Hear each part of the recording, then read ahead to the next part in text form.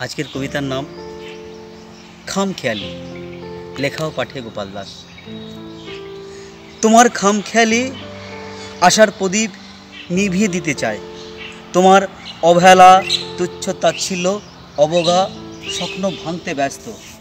তোমার মূল্য না দেওয়া, গুরুত্বহীন করে দেওয়া হৃদয়ে ব্যথার পাহাড় জমতে জমতে সদা প্রস্তুত মনের ঘরে।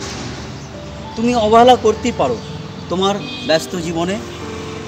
হাজারো স্বপ্ন, কাজ মানুষের ভিড়ে হারিয়ে যেতেই পারে এই হৃদয়ের কিছু কথা। এটাই স্বাভাবিক। চরম বাস্তবতার দিনে অবহেলা, খামখেয়ালি খুবই প্রাসঙ্গিক।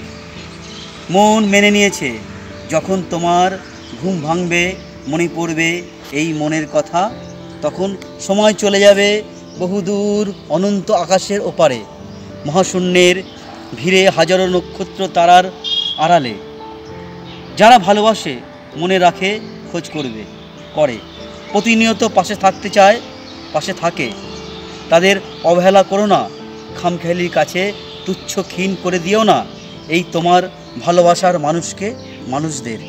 মনে রেখো বন্ধু, মনে রেখো তোমার ভালোবাসার মানুষকে। নমস্কার।